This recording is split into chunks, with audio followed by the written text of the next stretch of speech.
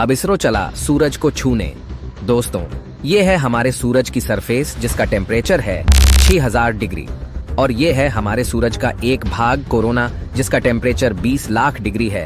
वहां मौजूद है नासा का सोलर पार्कर प्रोब। चंद्रयान की सफलता के बाद यह इसरो का दूसरा मिशन है, सूर्ययान यानी आदित्य अल-1। आखिर क्या है ये मिशन और कैसे इसरो इस जबरदस्त मिशन को अंजाम देने वाला है? क्या यह भी सोलर पार्कर प्रोब की तरह सूरज के खतरनाक वातावरण में जाएगा? जानने के लिए वीडियो को पूरा जरूर देखें। दोस्तों, हम सब जानते हैं कि 23 अगस्त 2023 वह ऐतिहासिक दिन बन चुका है जब इसरो के चंद्रयान 3 ने चांद को फतह किया, और इसी के साथ हमारा देश भारत चांद के साउथ पोल पर सक्सेसफुली लैंड करने वाला पहला देश बन चुका है। चांद पर भारत की इस ऐतिहासिक सफलता के बाद अब इसरो का दूसरा लक्ष्य है सूर्य, जिसे अधिक जानने के लिए जल्द ही इसरो भेजने वाला है सूर्ययान यानी आदित्य अल-1, जिसका सभी देशवासी चंद्रयान की तरह ही उत्सुकता से इंतजार कर रहे हैं। आदित्य अल-1 यानी सूर्ययान को अनुमानित 2 सितंबर 2023 को सतीश धवन स्पेस सेंटर श्रीहरिकोटा से लॉन्च किया जाएगा। यह भारत का पहला स्पेस बेस्ड मिशन है जो सूर्य को स्टडी करने के लिए भेजा जा रहा है।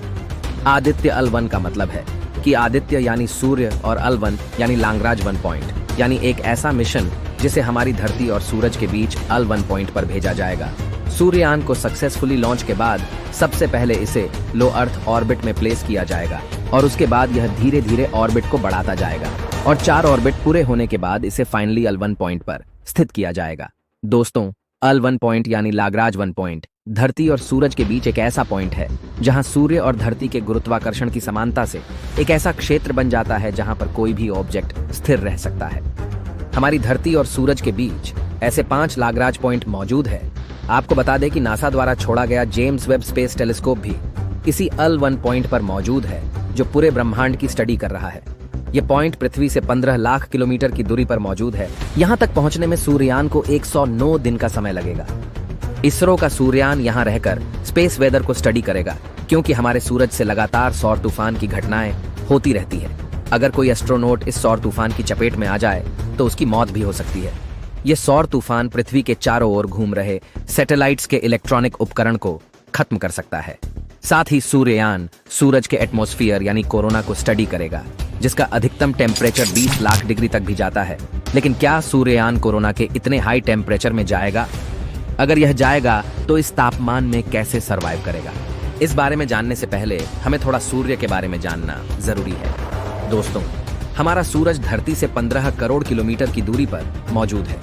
हमारा सूरज धरती से कई गुना बड़ा है। यह इतना बड़ा है, इसमें 13 लाख पृथ्वी समा सकती है।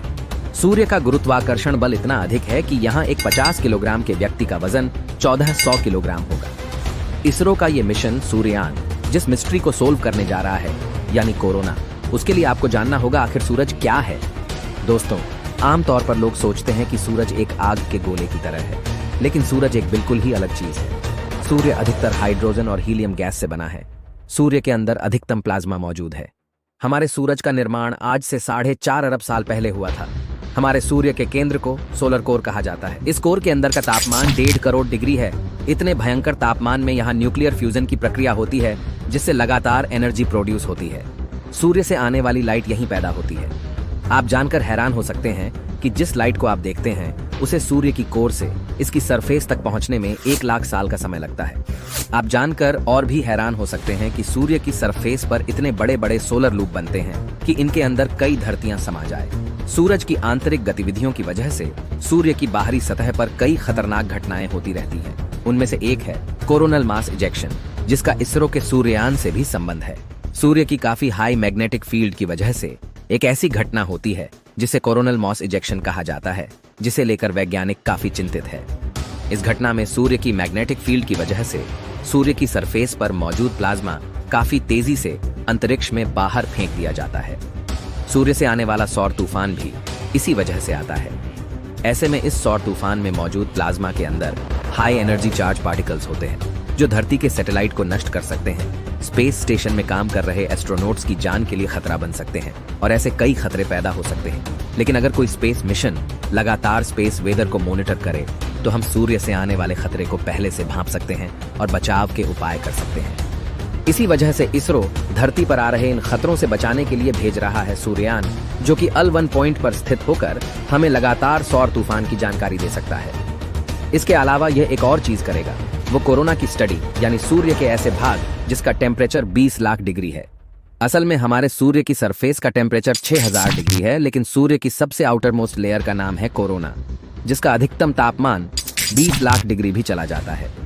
सूरज का यह बाहरी भाग कोरोना सूरज का एटमॉस्फेयर है। जब सूर्य ग्रहण होता है तब सूरज के चारों ओर जो भाग दिखाई देता है वही कोरोना है।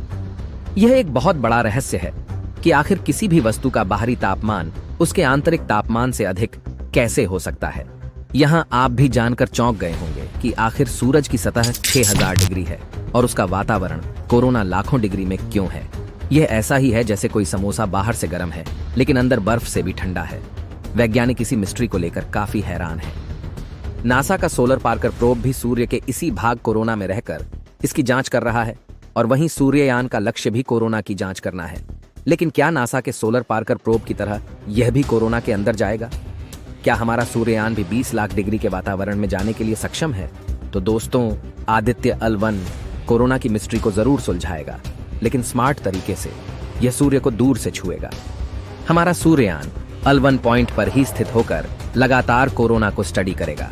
इसके लिए यह इतने अधिकतम तापमान में नहीं जाएगा, क्योंकि इसरो ने फिलहाल से आदित्य L1 को इसके लिए डिजाइन नहीं किया है।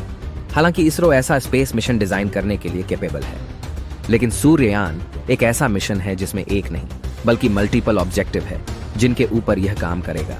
नासा का सोलर पार्कर प्रोब फिलहाल सूर्य के इतने अधिक तापमान में मौजूद है जो कोरोना की मिस्ट्री को सोल्व करने में लगा है। इसरो के आदित्य L1 और सोलर पार्कर प्रोब दोनों के डेटा को स्टडी करके वैज्ञानिक इस रहस्य को सुलझाएंगे। लेकिन दोस्तों, आपको क्या लगता है, क्या इसरो भी सूर्य के करीब स्पेस मिशन भेजने में सक्षम है? और क्या चंद्रयान की तरह इसरो अपने इस मिशन में सफल हो पाएगा? क्या हम चांद की तरह सूर्य को भी फतह कर पाएंगे? कमेंट में हमें जरूर बताएं। हम मिलते हैं आपसे किसी अगले वीडियो में। तब तक के लिए ब्रह्मांड में घूमते रहिए।